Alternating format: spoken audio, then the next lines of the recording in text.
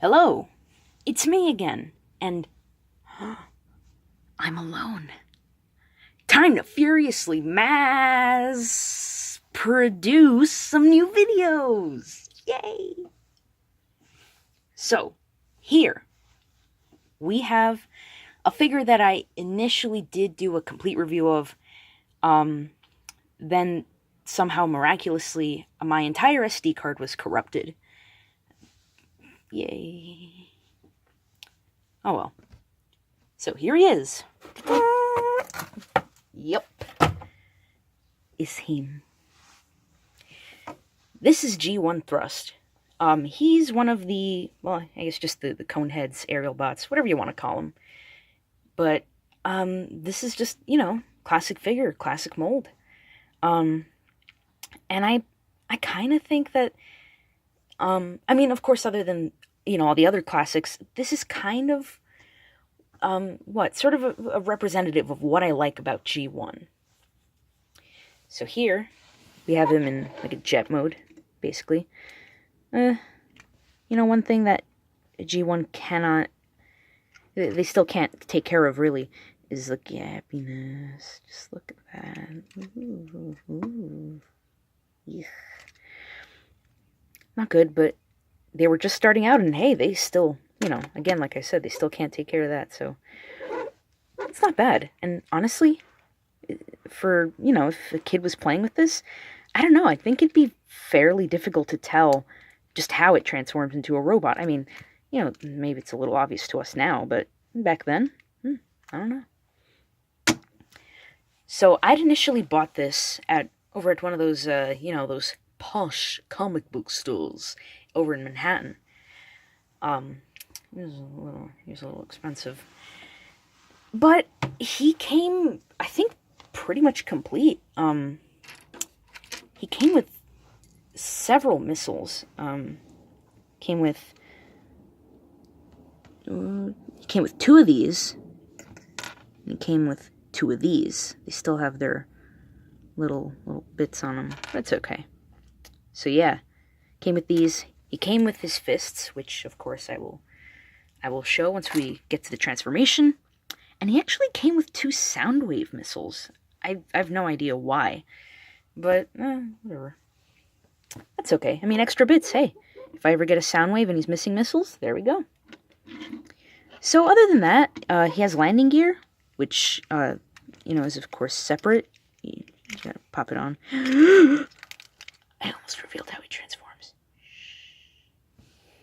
So yeah, metal, rolls decently. And of course, as this was just like a reuse of the Diaclone line in Japan, the cockpit opens up, and you can put a little man in there. Let me think. I don't actually have my Diaclone reboot Dianaut, unfortunately. So I don't know. I'll have to look for something. Hold on. Hello, I'm back. So yeah, as I was talking about, this would obviously, work with the little Dianauts that were part of the other Japanese toys from the 80s, but we don't have any here, sadly. And I lost my own Dianaut. But hey, we'll just have to roll with it, So, open up the cockpit, and we can fit in maybe a little Halo man. There we go. There we go. See, now he's driving the plane. See? Meow. Or, alternatively, we could try to put in Gumby.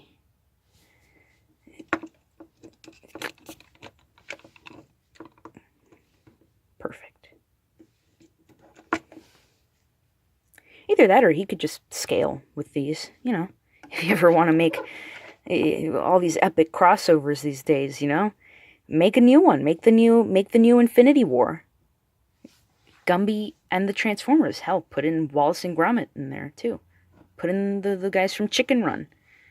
Make it a whole hodgepodge, whatever. You can put in Ant-Man.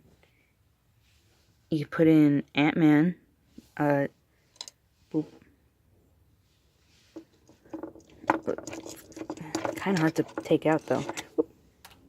Or lastly, could put in a little Cabbage Patch Baby. That's all we really wanted. A baby to fly the plane. Anywho, I just realized it was a bad idea to remove the landing gear, because I seem to have misplaced it with all my other crap, and it doesn't stand up straight now. Too late. So, for some size comparisons, here we have Dollar Store Starscream. Pretty good. Next we've got Little Slash. Here we go. There she is.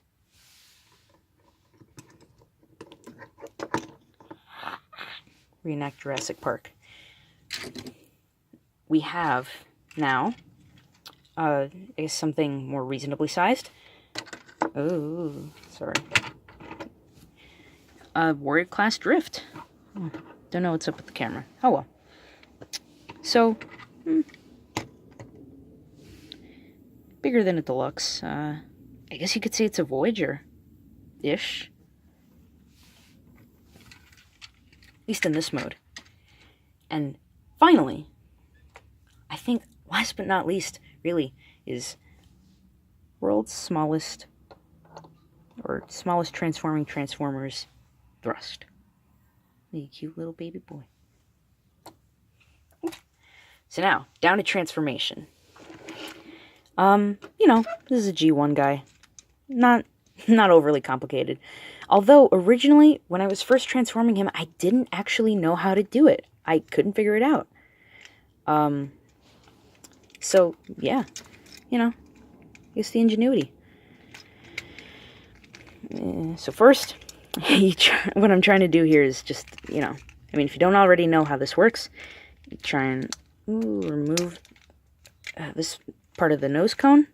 And if this already has not untabbed itself, untab that as well. So, then you push out these little bits from the sides. Then let's turn them over. Try and get everything in focus here. Then, the instructions like to have you pop off the wings and swap them around, but I'm lazy, so I just do this. If I can get the arms out of the way, I just do this. That's how awful and lazy I am. Pull down the feet.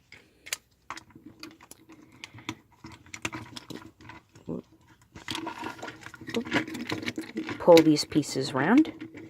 And you turn them around as well. You have to arrange it just so that this little triangle-y part here that the light's shining on goes to the inside.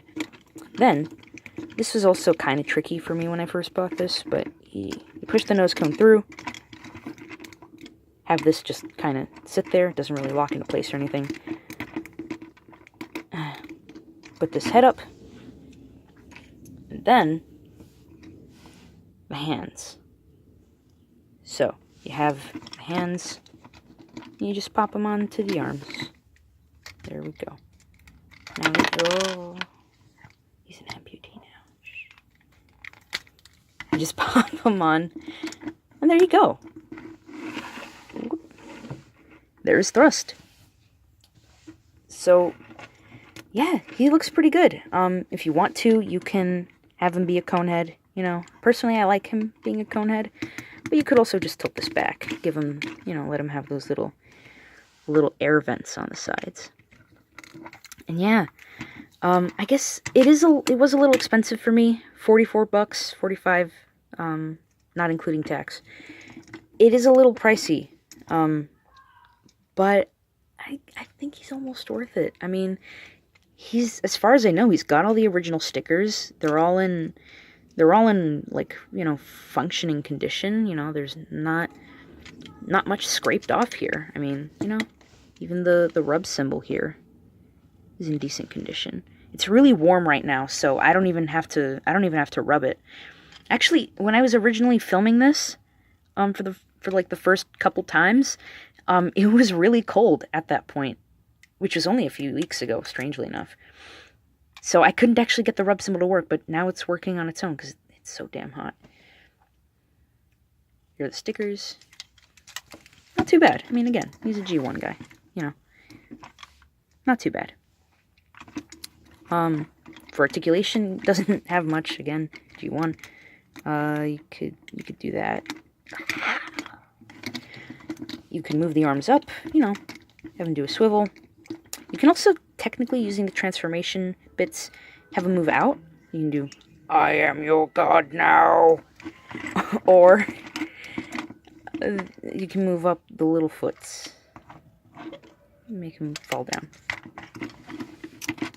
With the guns, which I did not include earlier, I wish I had. Here they are. They're spring-loaded, but whenever I try and use the missiles on them, they don't actually seem to work. Don't know why. Not really, anyway. See, it doesn't lock in, doesn't do anything. Maybe it's meant to do that, but I doubt it. Because other reviews I've seen, I don't think they did that. Oh, look, this one actually kind of locked into place. Can it shoot? Good stuff. So, you could have them stay on the wings, or you could just peg them in on the sides. Of course, the missiles are supposed to go in, make it look a little better, but I can't do it, so, oh well. So for some size comparisons, here he is with Slash. Oh! And here he is with Dollar Store Starscream. Actually kind of sizable for deluxe now I think about it. Whoop. Then, now, here he is with feet. Warrior Class Drift. So now he's kind of shortened as a robot now. He's basically just deluxe or warrior sized. Just put him behind. See? Oh well. Also, I forgot to mention, this isn't regular Drift from RID. This is Alpine Strike Drift. Just to, you know, basically just a dumber variant with even less paint. And I actually added paint here. He actually looks a lot better than he did before, believe me. Basically, the mustache and beard weren't colored, and all of the blue was not there, except for the eyes. And, lastly, little baby Trust. Can you even see that?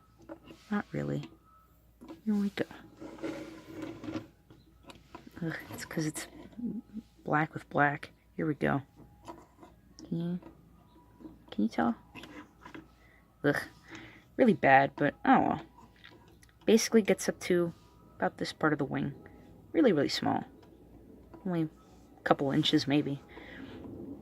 So yeah, this guy's decently sized. And I really like him. I know he's not superposable or anything. And he's not super duper detailed. In fact, you know, most of the details come from the stickers. But I think that's kind of what I like about him. You know, I when I'm looking for old toys, I even kind of like them if they're a little bit beat up. You know, I like him to be in decent condition, of course, at least in working condition. But I don't know, I really don't mind him being beat up and stuff. It's just, I don't know, kind of an old relic, you know, of a different time. And he's really durable and really nice and solid, you know. The plastic is really good and again, like I mentioned, solid. And he's got even die cast on the little feet. you know? Which is something that's not really done. I mean, I know that Hasbro have tried to do the sticker thing again, but see, the thing is that you actually let people apply the stickers. That way you don't get all the mistakes that the machines make. So, also, you don't get the fun of putting on the stickers yourself. You know, unless you buy Repro labels, but repro labels.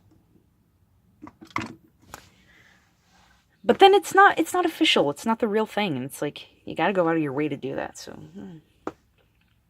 but yeah, here's a guy that I really like. I don't have many G1 figures because they're all kind of just a little pricey. But I think this guy was worth it, honestly. He's just a classic guy. Really good stuff. But anyway, you know, here's my review of the guy of Thrust. And there you go. V for victory, guys. V for victory.